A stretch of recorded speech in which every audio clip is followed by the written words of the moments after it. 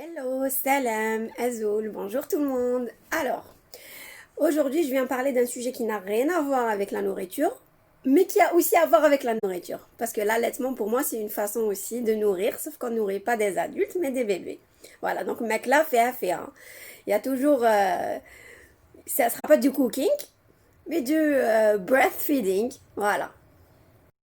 Hello, salam, Azoul, bonjour tout le monde. Alors, aujourd'hui, je viens parler d'un sujet qui n'a rien à voir avec la nourriture, mais qui a aussi à voir avec la nourriture. Parce que l'allaitement, pour moi, c'est une façon aussi de nourrir, sauf qu'on ne nourrit pas des adultes, mais des bébés. Voilà, donc mec là fait affaire. Hein. Il y a toujours, ça sera pas du cooking, mais du breastfeeding. Voilà. Alors, comme vous le savez tous, je suis enceinte de mon deuxième bébé, mais j'ai allaité Enzo pendant 2 ans et 10 jours, sachant que j'ai repris le travail à 6 mois. Comment ça s'est passé? C'est par choix. Ça a toujours été mon souhait d'allaiter mes enfants. Je souhaite d'ailleurs pouvoir faire ça la deuxième fois avec mon bébé 2. Je ne sais pas comment ça va se passer, mais en tout cas, pour la première fois, c'est simple. Déjà, il faut le vouloir. Parce que soit on veut pas, soit dès le départ, en fait, c'est un choix. Il faut dès le départ se programmer et se dire, voilà, je travaille à telle date, donc je peux ou je ne peux pas. Parce que les circonstances, l'activité, beaucoup de choses entrent en jeu. L'état psychologique, l'état moral de la maman, c'est très, très, très, très important. Et surtout, la nourriture elle est méga importante. واش تاكلي كيفاش يكون غوستوك كيفاش يكون المورال ديالك. Alors, pour vous la faire courte, déjà à l'hôpital, on favorise l'allaitement maternel. J'ai accouché à la clinique Sainte-Anne à Strasbourg où vraiment les infirmières, le corps médical m'encourageaient à faire ça. Faut savoir aussi, il faut être honnête, ça fait hyper mal, c'est très dur, c'est une torture au début. Voilà, il faut pas mentir, dire aux gens c'est magnifique. C'est magnifique après les 10 jours. Pendant les 10 premiers jours, après, chacun son expérience, je parle bien de la mienne, mais les 10 premiers jours, ça arrache. Ça fait mal, c'est douloureux. Il faut pas se mentir, il faut être prête à supporter cette douleur. C'est pas évident. Après, voilà, on a des qui m'a حملتي الولادة تحملي الرضاعة, mais je trouve que الرضاعة c'est dur. Et encore moi, j'ai accouché par césarienne. Donc je parle aussi d'une expérience différente. C'est pas une voix basse. درت عملية قيصرية كما يقولوا بالعربي. Ensuite, pour la partie douleur, quand j'avais enfin, j'avais pas des crevasses de ouf et tout, j'avais juste les tétons qui séchaient, etc. Et c'était dur, j'avais un peu de sang aussi, on va dire que un début de crevasse, on va dire ça comme ça. L'astuce miracle qui a marché pour moi, ni les crèmes ni batata. Hein. L'astuce qui a marché pour moi, c'est le lait maternel lui-même. Donc je prenais des compresses, je faisais ça. Donc je mouillais la compresse, vraiment mouillée, hein, avec mon propre lait, et je la remettais le sein. Dès qu'elle sèche, je l'enlève, je remets une autre. Ça m'a soulagée, mais c'est miraculeux. Voilà. بالحليب تاعك منو ليه تتفضي في كينم تتجفض تتفزيض bien la compresse ni تطرب. Voilà, c'est simple. C'est ton propre lait, c'est ton propre médicament. Ça, c'est l'astuce pour se soulager. Il n'y a ni crème ni batata. Et surtout, il faut être courageuse et donner le lait malgré. Donner le sein, mettre l'enfant au sein, même si ça fait mal, même si même si mais tu dois supporter et lui donner. Plus il tète, plus tu produis du lait. C'est simple. Plus tu donnes le sein, plus tu as du lait. Ça, c'est une règle. Franchement, je suis pas énorme. J'ai 1,57 m, je le dis toujours à gaz. Mais au niveau du lait, j'en avais au point où je donnais par exemple le sein gauche, le sein droit il coulait. Je donnais le sein droit, le sein gauche coulait. En même temps, je remplissais des trucs de congélation et je mettais au congèle. J'avais beaucoup de lait au point où je congelais du lait pendant 3 mois. Voilà, chaque fois je congèle 3 mois. Parce qu'on peut le congeler 3 mois et conserver au frais 72 heures. Voilà. Ensuite, pour la nourriture, c'est la partie la plus importante. Qu'est-ce que je mange? En fait, on a l'état physique, la douleur, l'état physique et qu'est-ce que je mange? Qu'est-ce que tu manges? En fait, moi personnellement, je remercie Dieu, la première fois quand j'ai accouché, ma maman a pu être là. Donc, tout ce qui est sharba, l'adis, berkoukes, avessar, le blanc de poulet, la laitue, le ورق تاع الشلاضة يديروا الحليب. En fait, les aliments déjà à base de blé font du lait. Même les crêpes font du lait. Les crêpes, voilà, la farine avec du lait pour le goûter. Couler les crêpes, c'est idéal. Tu n'es pas obligé de les tartiner avec une tonne de Nutella, une tonne de confiture, mais prends tes crêpes nature. Ça fait du lait. Le msemen, il fait du lait. Après, il faut pas abuser, parce que le but, c'est pas de prendre 10 kilos parce qu'on vient d'accoucher. Je mangeais aussi beaucoup de dattes au réveil. Donc en fait, dès que je me réveillais, ma maman me donnait des yaourts, des dattes, un verre de lait, des dattes. En fait, je fractionnais mes... Parce que j'avais faim tout le temps. Il faut boire beaucoup d'eau. Boire, boire, boire. De toute façon, on n'a pas le choix. L'allaitement donne envie de boire de l'eau. Et bien sûr, les premiers jours, enfin les 40 premiers jours, on sait tous que voilà, je suis à Qalian, je suis à Kebda, rak, je suis à steak, rak, mais il ne faut pas en abuser. Par exemple, pour les césariennes, il faut éviter la constipation, par exemple. Il faut éviter tout ce qui est trop protéiné. Donc, si on prend des œufs, ça ne sert à rien de prendre encore des steaks. Faut vraiment bien fractionner sa nourriture et ses repas, mais aussi savoir choisir ses aliments. الفايدة ماشي تطبعي تاكلي تاكلي تاكلي تقعدي راقدة وتمونجي non, tu peux te lever un petit peu, marcher, manger un petit peu. Je dis pas faire des activités ou la reprendre le sport. Moi j'ai repris le sport à 3 mois, donc on peut pas tout de suite avoir une vie normale, mais c'est très très important de se reposer. Quand bébé il dort, il faut dormir. À partir du moment où il y a quelqu'un à la maison, qu'il y a quelqu'un qui peut vous aider pour les tâches du quotidien, le ménage, la cuisine, etc. J'avais cette chance-là. En fait, je m'occupais de rien. Je m'occupais uniquement d'allaiter, de manger, allaiter mon fils et dormir. Pendant 15 jours, ma mère rjatni kilaoud.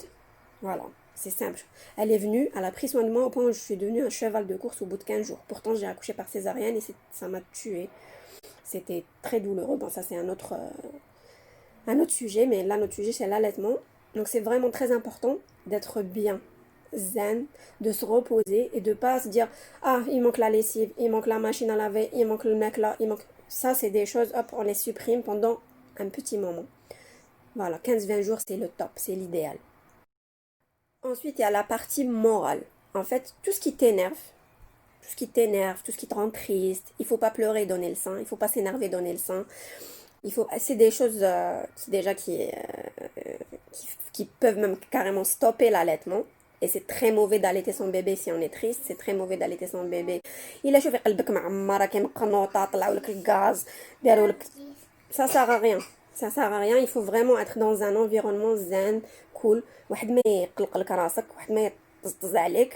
C'est très important parce que si tu rajoutes le stress du quotidien, le stress de X, de Y, fais comme ci, fais comme ça, surtout pour un premier enfant, les gens ont tendance à dire non, ça c'est comme ça c'est comme ci. C'est simple, le conseil que je donne à toutes les femmes, que ce soit mes cousines, mes copines, mes amis, mes collègues, tout le monde, toutes les personnes qui me demandent conseil, il n'y a pas de maman parfaite. C'est pas parce que tu allaites que tu es mieux que celle qui n'allaite pas. C'est pas parce que tu fais un allaitement.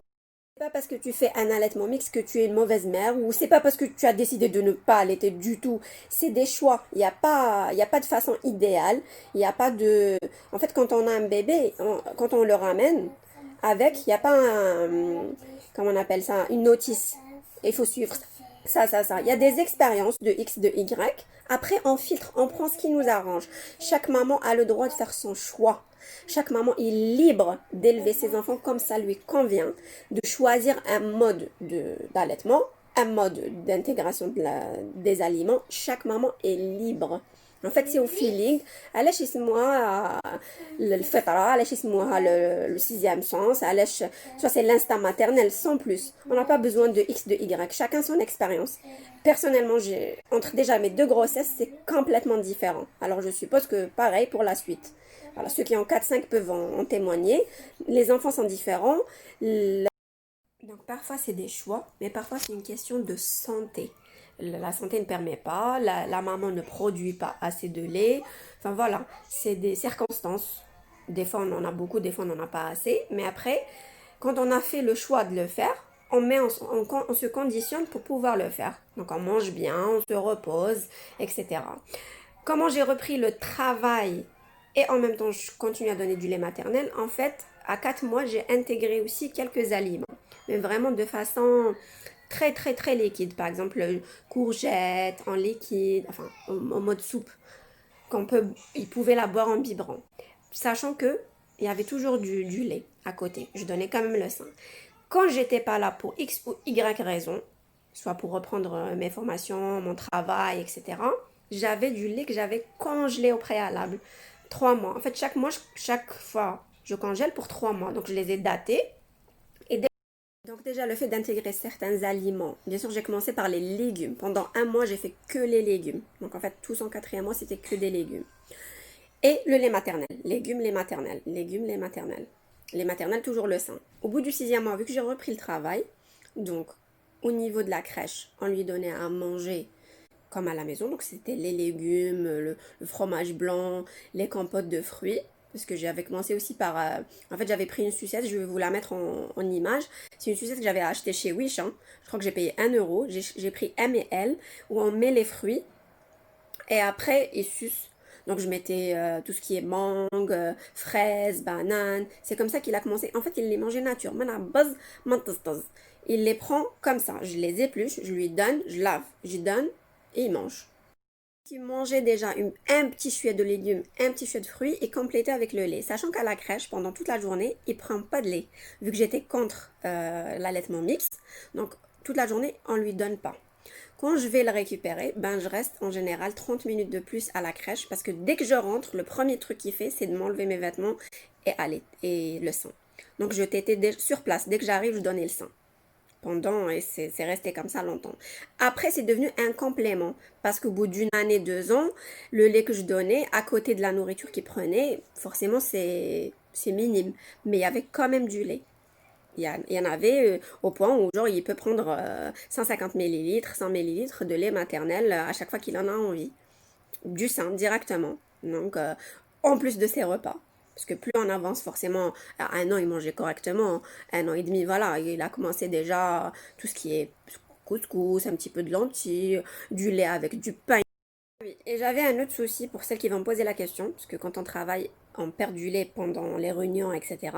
J'avais toujours des chemises de rechange parce que c'était le cirque. Quand j'ai repris tout de suite à 6 mois, je vous laisse imaginer le nombre de fois où je changeais mes hauts au travail parce que ben ça coulait pendant mes séminaires, pendant mes réunions, etc. C'était ouh, cool Raoul. Donc, et j'avais acheté à 20, pareil, je vais vous le mettre. Moi, j'ai pas pris de tire-lait électrique, etc. parce que j'en avais pas besoin.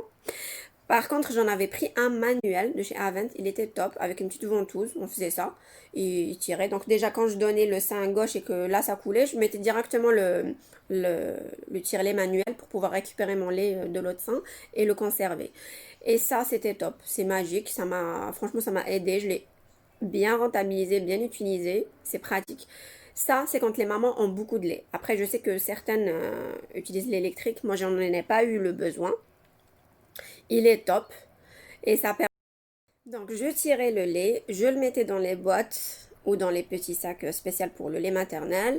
Je mettais la date à quel moment j'ai tiré. Enfin, je prenais quand même le temps de tirer mon lait, je le laissais pas. Voilà, machin et après, je le ramenais avec moi à la maison. J'avais des mini sacs. Vous savez, quand, je sais pas, c'est des mini sacs avec les. Quand on transporte des médicaments, etc., elles sont isotherme et puis une sorte de bac de congélation de glace. Donc c'est à l'intérieur que je mettais mon lait. Hop, j'avais mon petit sac qui fait l'aller-retour chaque matin, chaque soir. Voilà. C'est comme ça que je faisais pendant un bon moment. Et après, j'ai arrêté de conserver, arrêté de congeler parce que c'est bon, j'avais vidé mon stock. Enzo commençait à grandir, donc le lait était complémentaire. Comme je disais, il commençait à prendre des repas complets. Donc midi, le goûter, le repas du soir. Donc le lait c'était juste petite gourmandise du goûter quand je suis disponible et surtout la nuit. Surtout la nuit.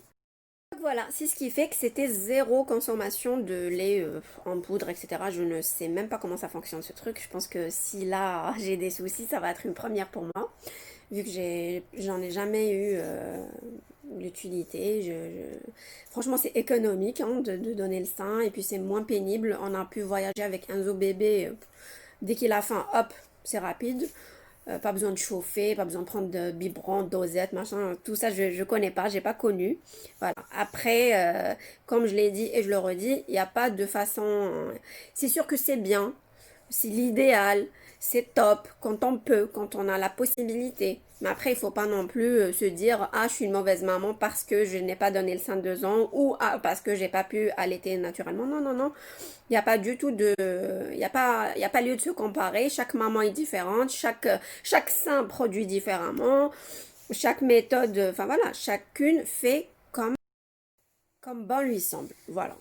Et puis surtout, c'est bon pour la santé. Ça évite les cancers du sein, etc. On le dit souvent. D'ailleurs, jusqu'à maintenant, mon fils il a 4 ans. Quand j'ai des consultations, je suis félicitée pour cette partie-là. Mon fils tombe très très rarement malade.